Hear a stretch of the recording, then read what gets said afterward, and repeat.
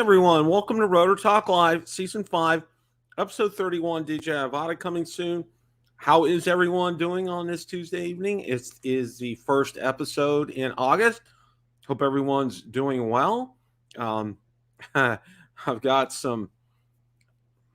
I have all kind of dental issues going on, and I'm on antibiotics, so hopefully it'll take care of some of that pain till I can get this stuff addressed. It's just driving me thoroughly nuts. Well, we're going to welcome everybody here tonight. Let's see who's in the house. Ray Kelly's here, Drone View Media, Maddie's in the house, Quadcopters in Tech, Akaracho, Travel Tech 360, Flying Flynn Media. Hey, John, it was good to see you last night on Drone Nation. Let's see who else we got here. Silas Seeger, Zach Key is here. Johnny Drone Flyer is in the house. Mr. Stephen Ewing is here. Let's see who else we got. Had a pretty good chat going on before the show started here tonight. Okay, got a lot to talk about tonight, and we're right now we're in a kind of what I'll call a transition period between releases. And we're at a cycle where there's not a lot of active news, active information. Mavic 3 seems to be pretty stable. Mini 3 Pro seems to be pretty stable. I have a couple of videos coming out this week, so stay tuned. One's on the Mini 3, one's on the Mavic 3, so stay tuned for those.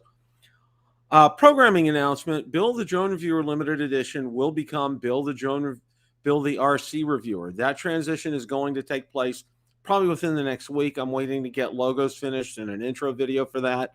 And we're going to have great content on there. Now, one of the things that I wanted to explain to everybody is the content that is existing on there will not go away. That's going to be, I'm going to create a special playlist for that called Build the Drone Viewer Limited Edition playlist. And then the new content is going to be, of course, we'll still continue drone updates, and probably you'll be getting, there will be some crossover between the two channels. That's to be expected. But you will also see things like airplane reviews, radio-controlled airplane reviews, radio-controlled car reviews, radio-controlled ship reviews. And the ships will be more like on the warship side, but, who knows? There may be some of those racing boats as well. Look forward to that, for that to start probably within the next couple of weeks. I know I've been talking about this forever, but I finally want to get a handle on it, get this taken care of. It's something I've been debating. And also I've gotten a new logo for it too, to kind of update things on where things stand. So be on the lookout for that. I'm going to have great reviews on besides drones, on cars, on trucks. Trust me, you guys will really like it. And the first one's going to be on a lowrider Chevy Impala that will blow your mind away. So anyway, with all that being said, okay, wanted to give you guys, I'm trying to get my banner straight here. All right, Fimi X8 SE 2022 V2 update. All right, as you guys know, I sent mine back to Amazon. All right, and I told them it was defective. Now, it used to be whenever you told them that you had a defective product, that they would just ship you a new one automatically. Okay. Well, that doesn't happen anymore. I found that out with B&H, and I found that out with Amazon as well. And unfortunately, I sent the drone back a week ago Monday. It finally got there last night. Now, I was up in Kentucky, and I know Kentucky's been faced with some flooding and some horrific situations. And so, I get that and I understand that. Now, normally, and if you guys know anything about Amazon and returns, just, kind of clue you guys in. Normally what happens on, I'll say 9 out of 10 of their products, whenever I'll take it to the UPS store, or they have free pickup, or they pick it up, as soon as it gets scanned, I'll get an email from Amazon saying that my refund's been processed. All right. This didn't happen in this instance. All right.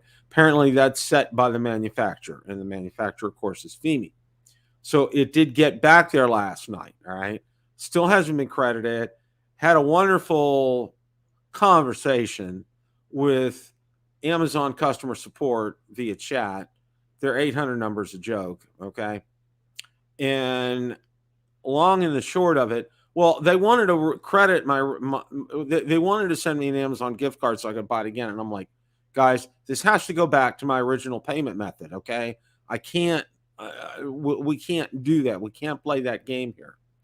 So long and short of it is, I went back out to Amazon today. Currently unavailable. No estimated time of when it's going to come back. So I got to wait for this to get refunded. And then I'm going to kind of make a hard decision here, because I'll have to get it from the mothership over in China, which I'm not looking forward to. Although I got to say this, I've been pretty pleased with AliExpress and their shipping. That's who I bought the TX10 controller through. They were very prompt with that. I got that in about a week and a half, which was really good. So who knows?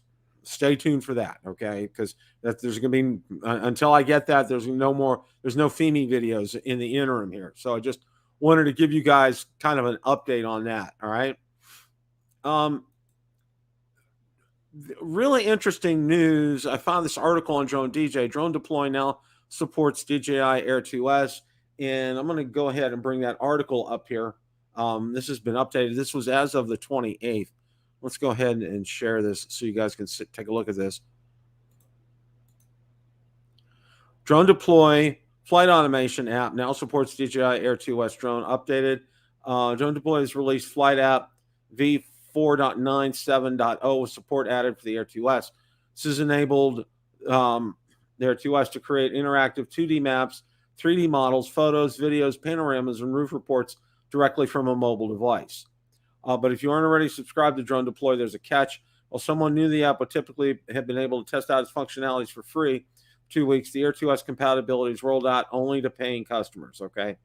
While it's worth noting that all Drone Deploy plans support the Air 2S, this means even with a basic $99 monthly subscription, Flight app can provide users with instant offline RGB maps within hours of processing time. So if that is something that you're interested in and you own an Air 2S, I would highly recommend that you investigate that and take a look at that. And again, all these articles are on Build a Drone Reviewer Facebook group. So make sure if you're interested in reading further to go ahead and look in the group and go ahead and get that information there. So just wanted to make sure that everybody understands that. Well, lo and behold, Inspire 3 got another new, in fact, 2 new pictures. So let's go ahead and take a look at those.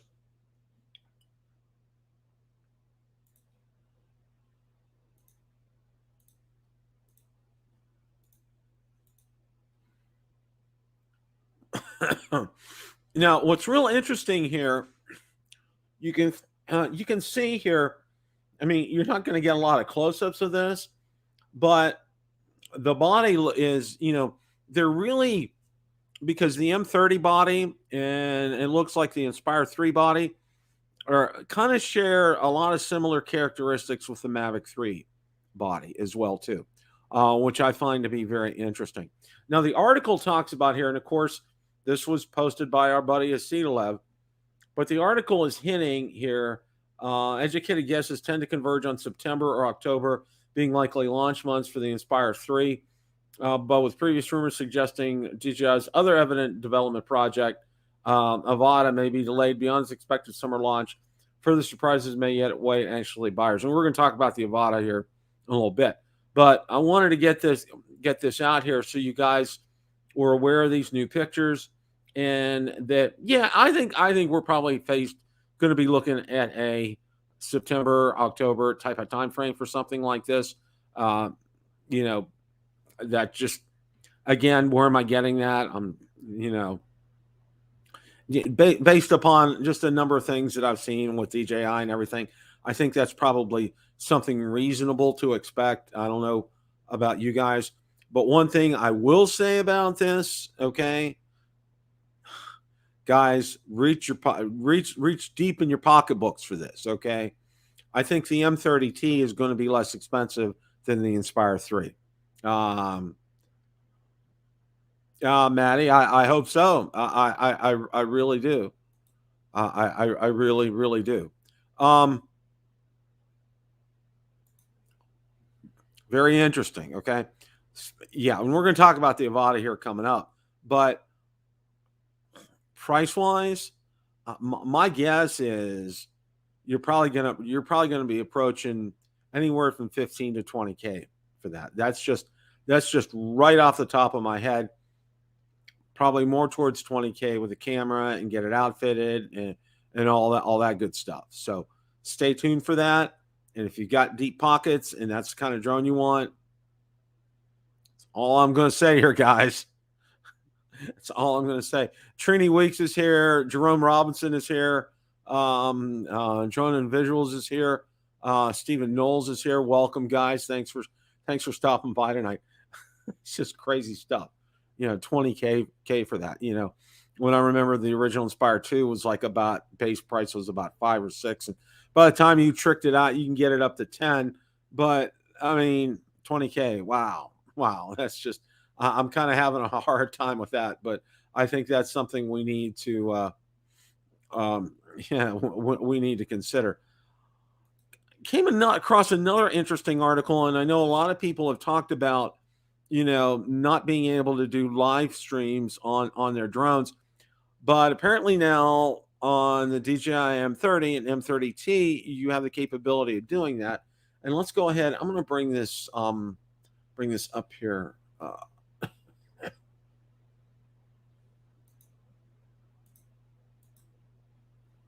Okay.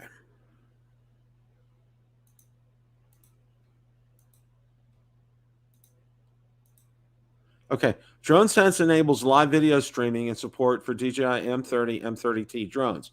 DroneSense has announced its live video streaming software now supports DJI's new enterprise drone systems, Matrice 30 and Matrice 30 Thermal. DroneSense's drone management collaboration platform is tailored specifically for the unique needs of public safety agencies. It tracks all mobile and live drone video feeds during a mission on a map and shows them on a common screen. The Flight app gives drone operators access to all pertinent telemetry data, including height, MSL, AGL, and height above terrain, speed, relative drone position, orientation to pilot, and gimbal angle. Remote team leaders, meanwhile, can use a platform to request control from the ground pilot and steer the drone to a target with near zero latency. It's not surprising that many organizations view DroneSense as a complete asset and risk management tool for public safety agencies. And just like DroneSense, DJI's new enterprise drones also unlock powerful functionalities for first responders. The M30 was launched to showcase a compact folding drone, can also offer performance you normally expect from much bigger platforms such as M300 RTK. Now, the M30T comes with, as you know, a radiometric thermal camera, making it attractive for law enforcement, firefighting, and emergency service applications. Integrating the new M30 series drones into our software is important for first responder customers to enhance their operations. We quickly implemented support for this aircraft, allowing us to become the first software platform dedicated to public safety that provides all the advantages these drones have to offer. So that's a tremendous asset, and that's going to be great for first responders. I see this as a win-win, being able to do this. And I wish DJI would bring it back in the consumer drone space as well, too. I had my best success with the Phantom 4 Pro V2.0 using my iPad Mini 4. That worked flawlessly. And if you want to go back in my archives and take a look, I do have plenty of footage from that. The one thing that I did find, though, it was best and it worked best when I was at home and I was near my Wi-Fi. Okay, I can tell you that. Out in the field, you're going to have a lot of latency. It's going to be spotty. It's based on cell tower coverage and all that kind of good stuff. So, good luck with that is what I have to say.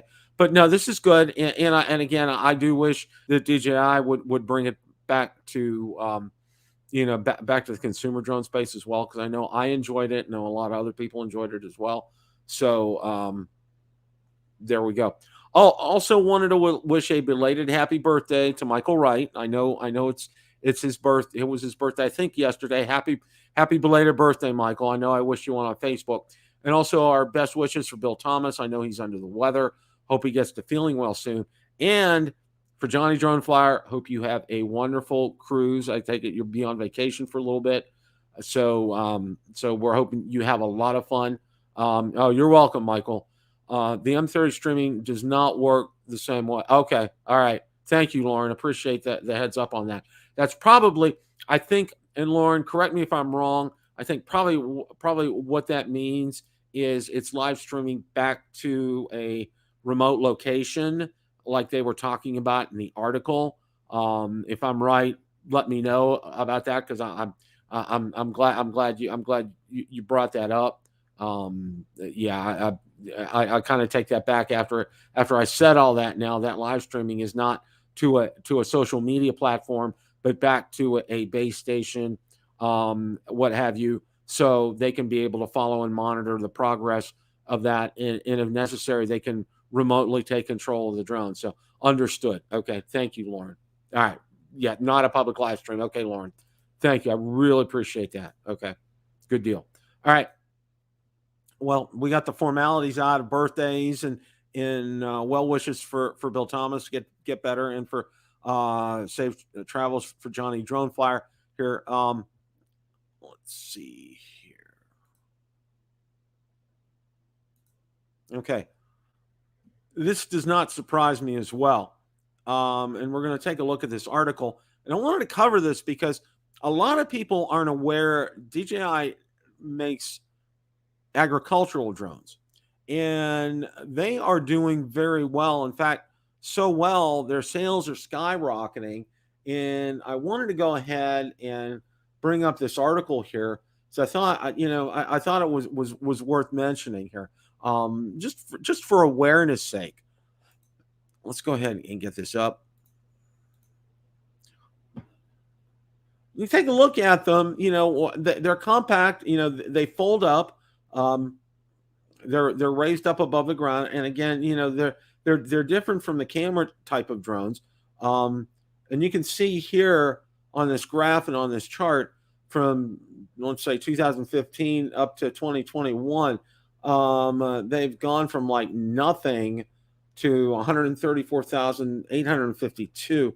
Now, it's the Drone Industry Insights report. Again, DJI does not publish their sales information here. Precision spraying reduces adverse impact on environment. These are the 6 reasons. Risk to the operator becomes minimal with drones. Reduce carbon emissions and noise pollution. Helps to save precious water. Improves the utilization rate of pesticides. Cost effectiveness of drones. Okay, so if you're interested in reading further about this, it is a very good article, and it will enlighten you here too. And just I want people to get an aspect. DJI is just doing more than cinematography and videography here, and also having enterprise type of drones. It's agricultural, and this saves a lot of time and a lot of effort. Remember, pesticides used to be delivered by you probably remember the crop dusters. Okay, that's not needed anymore, and you can use these drones, and they target it specifically, and as outlined in the article here. So I invite you guys to go ahead and take a look at that. I think that's a win-win for everybody. I think we're going to be you're going to see more of that in the future. It's something that is very, very good. Now, recently there was a ruling on remote ID, and I wanted to spend a few minutes on this because I thought it was important, because we had a lot of people. Now this isn't on. Remote ID is coming. Okay, it's not going away. But there was a ruling here in a case, and I wanted to spend a few minutes to go over this, and because I thought it's important enough. The title of the article is FAA's remote ID rule for drones is constitutional, DC court rules. A U.S. appeals court on Friday affirmed the remote ID rules for drones set by the FAA, denying a petition by a drone user who said remote ID would invite warrantless government surveillance in violation of the Fourth Amendment. A 3-judge panel in Washington, D.C. ruled that requiring a drone to show its location and that of its operator while the aircraft is airborne violates no reasonable expectation of privacy. And then what is remote ID? Remote ID refers to the ability of a drone in flight to provide information and location information that can be received by people within the range of local radio signals. The FAA likens it to a digital license plate for a drone. For a drone to transmit information such as its unique identifier, altitude, or takeoff location, it could either have built-in remote ID capabilities or could be outfitted with external remote ID. Who will the remote ID rule apply to? Again, this is important. So the FAA's remote ID will apply to all drone operators in the U.S. with the following exceptions. You fly a drone that weighs less than 250 grams, such as the DJI Mini 3, and you fly it only for recreation purposes, okay? Number 2, you fly a drone at an FAA-recognized identification area. These FRIAs will be your traditional model airplane fields where hobbyists have gathered and flown safely for decades, okay? So again, and here, this first one, only for recreation purposes, okay? I think that's important that you know that, okay? Because, if you use your Mini 3 and you have it under the weight limit and you're shooting for a client, it doesn't count, okay? The remote ID rule will apply. FAA asserts the remote ID will help law enforcement and other federal agencies find the control station when the drone appears to be flying in an unsafe manner or where it's not allowed to fly. Remote ID will also lay the foundation of safety and security groundwork needed for more complex drone operations, such as beyond visual line of sight missions and package deliveries. Tyler Brennan, a drone user who also retails FPV drone parts, sued the FAA over the rule last year. Brennan claimed the law enforcement authorities could use remote ID as an excuse to carry out continuous surveillance of drone pilots. The rule could also be applied in ways that would reveal operators' identity and location, even when they're operating from an otherwise private place, such as their homes. And it must be highlighted that Brennan was not alone in his thinking. He managed to raise over $83,000 from 2,000 donors in the drone community to bring this challenge to the FAA. Judge Cornelia Pilliard of the U.S. Court of Appeals for the District of Columbia Court ruled that limited local real-time information sharing required by remote ID is a far cry from continuous surveillance. Pilliard said drone pilots generally lack any reasonable expectation of privacy and location of their drone systems during flight. A search for purposes of the Fourth Amendment occurs when government action infringes the sphere and individuals seek to preserve as private, and the expectation of privacy is one society considers unreasonable under the circumstances. In his petition, Brennan also claimed the remote ID rule must be vacated due to various procedural missteps he believed the FAA made in promoting it. But Pilliard said none of these asserted flaws affect the validity of the rule. The world's largest nonprofit representing uncrewed systems and robotics, Association for Uncrewed Vehicle Systems International, has commended the court's decision. Brian Wynn, president and CEO of AUVSI, said, and I'll let you read his quote, and there's more. The question of who owns the airspace in the hands of drones continue to play out across a variety of fora, but I'm pleased the D.C. court upheld the remote ID rule, thus eliminating what would have been a regulatory roadblock to additional enabling regulations for drones, okay? Now, drone manufacturers will have until September 16th to comply with the final requirements for remote ID. The compliance date for operators is September 16th, 2023. DJI plans to roll out updates across its product line in phases, taking into account their popularity and where they are in their life cycle as the FAA deadline approaches. But since the FAA will also allow drone pilots to satisfy remote ID requirements with a separate add-on module, every DJI drone is expected to have a pathway to compliance. That said, if you fly a Mavic Mini, Mini 2, Mini 3, purely as a hobbyist, you have nothing to worry about. You can read the full decision on FAA's remote ID here. Okay, that is a ton of information here, guys. That was a ton. And Lauren, thanks for sharing that video. This is something that you really need to pay attention to. All right. I'm not going to get political here, but there are some cases, there are some arguments to be made on both sides. It's, my whole thing is when you're out flying, and I think the intent of remote ID is to prevent people like idiots flying over a stadium during a game, or if a VIP comes in the area, like if the president comes in the area, or preventing idiots from flying over a active crime scene, or let's say also over a forest fire. All this kind of stuff has happened before, or prevent idiots from flying around airports and near airplanes that are actively taking off and landing. Remote ID is a good thing, and providing location of those kind of pilots is a good thing. Okay. Do I think this is going to be used adversely? I don't think so. But let's stay tuned here. September's coming up. Let's see how DJI is going to respond. Matty, you're probably right. It's not going to fly. People have gotten, Matty, you bring up a really good point. And one of the things that I wanted to talk about with that is, okay, for example, 400 feet AGL. Okay. People have gotten around that for like forever. So people, I'm sure those that are experts in it will find a way to code around it and get around it and be able to do this and still be able to do stupid things. Okay. And it's those kind of people who make it bad for the rest of us. Okay. Marcus, how are you, sir? Bill, not too bad. Not too bad. Remote ID deadlines I see on my screen here. Now we're talking about that and that court case and everything. What are your thoughts on all this? Well, I mean, it's, not a lot has changed really. So we just got to go with the flow.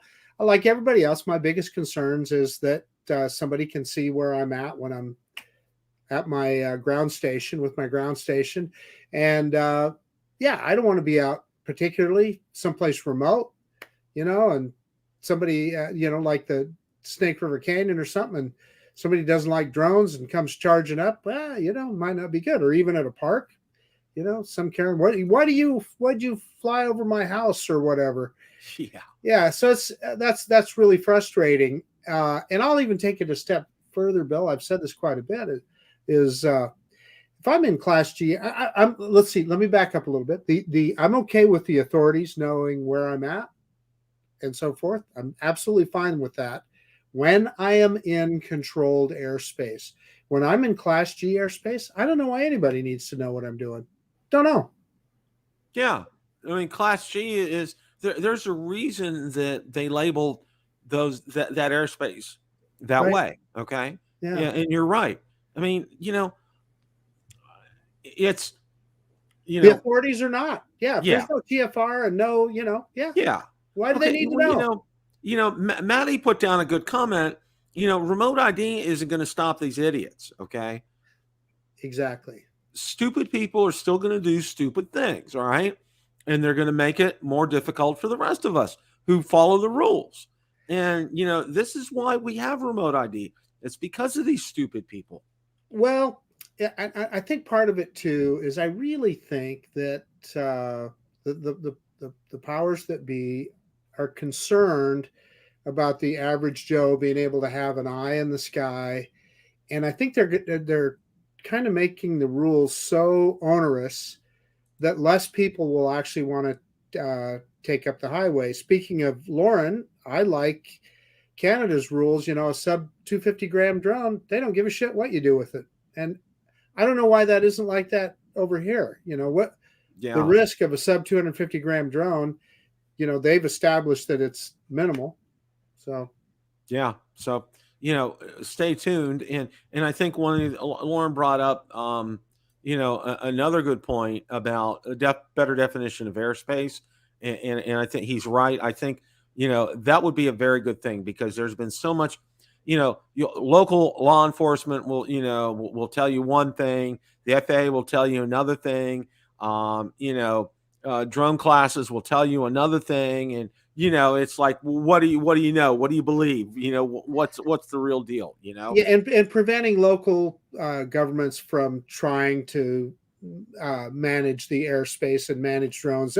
The county right next door to me, Canyon County, their county parks, they have a rule that says not only can you not take off in their parks, but they said you can't fly over them under 500 feet. Well, obviously with a drone, you can only fly 400 feet high. So de facto, they're saying that you can't fly over their parks. Well, obviously they don't have that control. The FAA gets navigable airspace, right? The FAA controls that. However, Bill, are you going to be the one that when you get a ticket, want to be able to defend yourself in court if you have to, if that happens? So, and that's what makes those kind of rules tough. Yeah, maybe they are ultimately unenforceable, but you've got to be able to afford a lawyer and go through all that hassle. And, who wants to do that? Yeah. I'll give you an example here. Over in Orlando, flying over there, you would have an easier time, getting into the White House than flying in Orlando. Okay. It's like, if you want to fly, it costs you, I think I've heard like $20 if you want to fly in a public park, and that's just a one-time fee. Okay. It's ridiculous, because I've talked to several people that live over there, and just, there's nothing like that here in Tampa. And for example, in the state of Florida, you can fly over a state park, but you can't take off in a state park. Bill, let me stop you for just a second now, and I may misunderstand Florida regulations, but I thought that Florida had one of those regulations that said localities could not make their own drone regulations. That's what I thought too, but apparently Orlando's is held up, and I don't know why, because that's the only place around the state that I'm aware of that they do that, and they get away with their, and it's just price gouging. I mean, it's just pure and simple, and nobody flies around Orlando. Now, well, that's their point. They're trying to discourage. That's the whole point of the thing, right? Yeah. They don't want people flying. Well, it's always been like around Disney. Okay. It's a permanent TFR. You can't fly up there. All right. Which is all, that's something that's understandable, and it's been enforced. And fortunately, there's been no stupid people up around there to do that, Bill, I agree with you about Disney, and I understand why they don't want a bunch of drones flying around there. I totally get it. However, last time I was at Disney World, there were so many helicopters and low-flying airplanes and everything flying over that thing.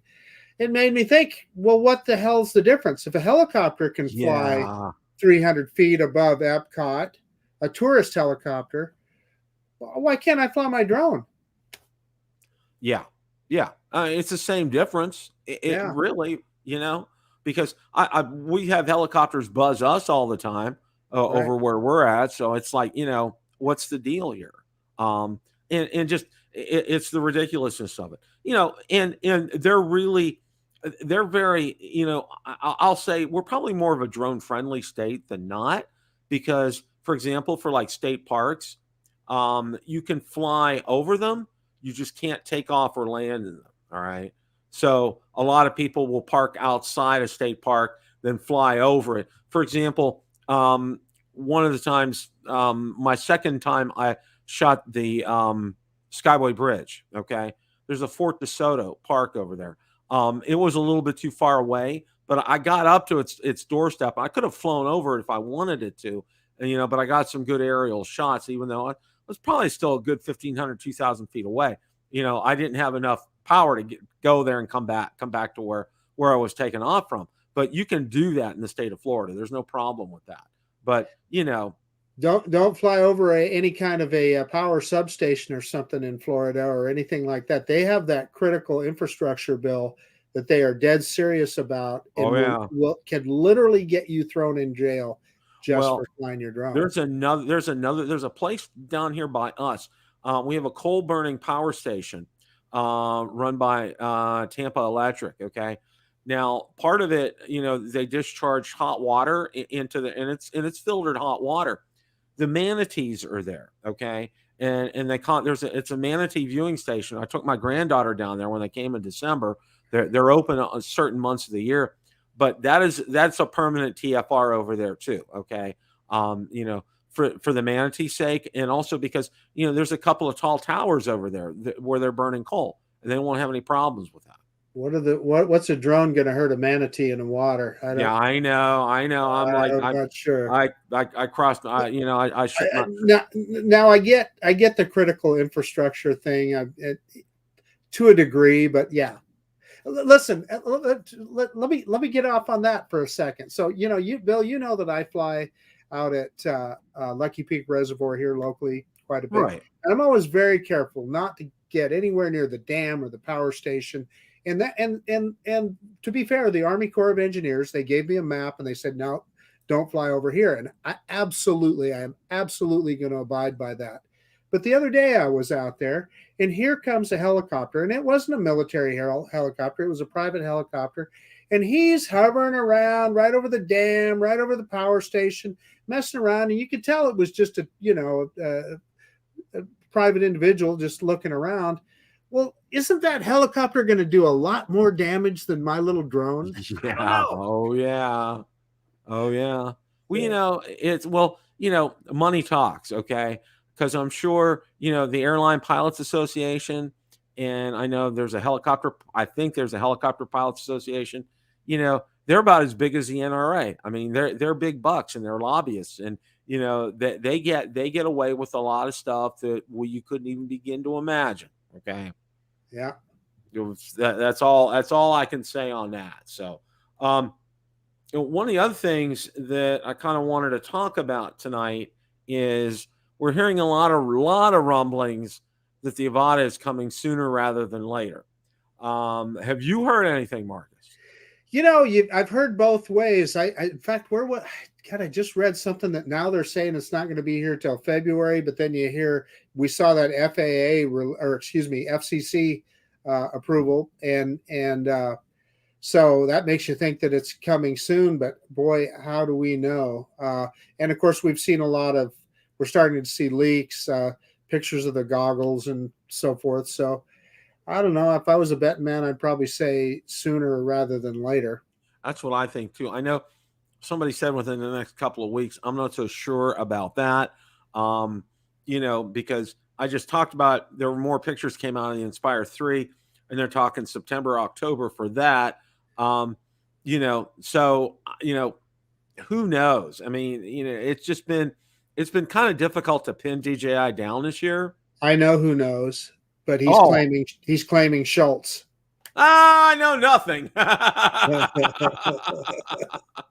Yeah. Well, sooner. I think it's going to be sooner rather than later, and I think it will be this year versus next year, but we'll see on that. And again, same with the Inspire 3. I think it's going to be sooner rather than later, and just hold on to your hats, boys and girls. Damn it, Bill! I'll tell you, I wish I could fly those things. I'm gonna sell my FPV drone because those goggles just don't work for me, and it's frustrating. Because I'd love to do it, but the way my eyes work, and I can only see half of the goggles, and it's just doesn't work. Yeah, for me, it's spatial orientation. It just won't. That doesn't fly for me. It won't work. I have to see when I'm flying. It's just one of those instances. Something very interesting is, it's kind of I started to show off. It's kind of like this. We're in this in between period between releases right now. Okay. And things have seemed to have hit, let's say the issues have kind of hit a plateau, because I know with the Mavic 3, there's been really, no issues to speak of with that. The Mini 3 Pro, those issues have gone way, way, way down. I haven't really heard a lot of chatter on that recently. So it's kind of like I'll call it a good period right now, because, we're not getting a lot of bad news on that, That's very true. Yeah. That Mini 3 Pro is just, man, that's a phenomenal drone. There's no doubt about it. Hey, Bill, we need to shout out Sean at Geeks Fauna. I'm just doing the math in my head, and it's about 1:30 in the morning where he's at. So, well, Sean, thank you for stopping by. We also know, Mr. Stephen Ewing up in Ireland. It's probably about the same time for him, and we greatly appreciate you guys tuning in to us. We don't thank you guys lightly for that. One of the other things that I have just been, and I've been flying it a lot more lately, has been the Mavic 3. And I gotta say this, I am just unbelievably. The more I fly that, the more impressed I am with it, and it's not only for videography and photography, but it's flight handling and characteristics, and just it's just a real doggone pleasure to fly. It's the best drone I own, Bill. Period. Oh yeah, oh yeah. It's like you know. I took off, and this was, and you'll see it in my next video. Okay, how I do my workflow is, I have my one camera on a tripod, and you get a picture of the takeoff. It's not even moving an inch. Yeah, it's like Okay, it's hanging from a string. Yeah, yeah, it's yeah. not even moving an inch, and then and it does, precision. It lands on the pad every single time. There's no question. None. I mean, it just does it, and it just Yeah, they appear to have cured the GPS issue that everybody was complaining about. yeah. So I mean, I never really had much of a problem there. And the other thing that sorry about that, my brother trying to call me. That with that issue, that was the big one that everybody kind of hung their hat on. Man, other than that, there's as Lauren knows, the only other thing that has bothered us is that AirSense doesn't seem to be working like it should on the drone. That's the most critical thing I can think of with the Mavic 3. Yeah. Yeah. Well, one of the things for me that has really impressed me has been the battery life in it. Okay. They have done, for a drone that size, they have done an incredible job with that, Marcus. Hey, Bill, so you just touched on something, that and the Mini 3 Pro too, the battery life on it. And let me tell you where it really stood out to me. So I just today published a video on kind of a return to home guide, or trying to auto return is what Autel calls it on their drones, and on the Nano Plus. And what I absolutely underestimated when I was making that video was the battery life. It just doesn't fly half as long as what the Mini 3 does. And so DJI, it's amazing the secret sauce that they pour into their stuff. And so drones like that Mini 3 Pro and the Mavic 3, just tremendous flight time. What happens is you become spoiled, and you kind of forget about having to worry about battery life. Yeah, I mean, it's just it's a real treat. And I also, one of the things that I went out during, and I won't give away all of my video here, but flying it with the DJI RC and the DJI DJI RC Pro, I'm not really, the only detectable, I'm not even seeing a lag. One of the things I really looked for was I was expecting some kind of latency, some kind of lag between the feed. There isn't. Okay. And that's really impressing me, because I think the issues that we're having, the signal strength issues that we're having, that a lot of people have reported with the Mini 3 and the DJI RC, it's with the Mini 3. Okay. It's the internal hardware in the Mini 3. It's not in the DJI RC, because, I've taken that thing up, and I've taken it out. I've been out over 2,000 feet with that, and there's been no issues whatsoever with the Mavic 3. None.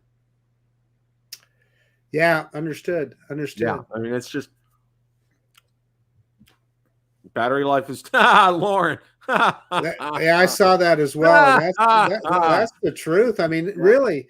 I mean, how long do you want to be in the air? Sometimes because you're so focused, it can kind of wear you out if you're up there too long. Pretty much. Yeah. Well, I mean, of course, I'm an old guy, so. Yeah, I need my afternoon naps. Yeah, me and Michael Wright, we're I'm starting to get there myself. Needing those afternoon naps. Well, that's about it for tonight. I know Ron said he was on a shoot tonight, so he probably wasn't going to be able to join us. But do you have any closing thoughts, Marcus? Yeah,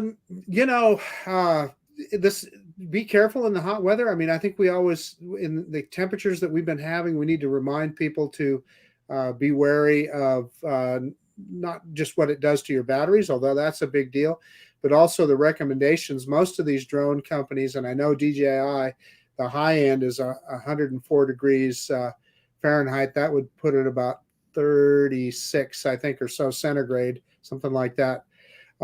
So you want to be aware of that and be mindful of that with your drone. So fly early in the morning or late in the evening, when it's probably not so hot, which is probably a better time to fly anyway. The golden hours, our friend Ron Brown does. Well, but yeah, I mean, lots of stuff going on. I mean, good time to be a drone flyer before we have to worry about remote ID. A year from now might be different. So get out there and fly while you can. That's for sure. And you brought up a really good point about the weather. And one of the things that I've done, like between, flights, is I go into my car and I turn the car on, let the air's cool in there. I cooled it. And that's another thing. Okay. Your drones need to be ready, but you also need to be ready to go out there. Okay. And number one, make sure you stay hydrated.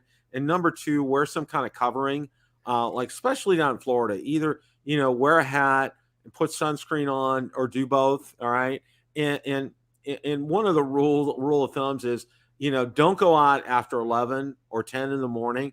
And unfortunately, I've done that the last 2 times, or, go out early in the morning or go out later in the afternoon after 5, because, down here, not only, we're not having the ultra high temperatures that you guys have had, but one of the things that really hits Florida is the way we're positioned, and we get very high ultraviolet rays down here. Okay. And that's why, that's why they're really big on making sure you have coverings on, especially those times of day. Like we went up to the pool the other day. I made sure I had shirt on and everything, and we go up later until after the sun is just starting to come down. So that makes a lot of sense. But no, right. Marcus brings up a good point about the drones, and need to take care of yourself as well too. Hope you guys have a great rest of your evening and a great week. And remember, guys, as always, it's a great day to fly. Take care.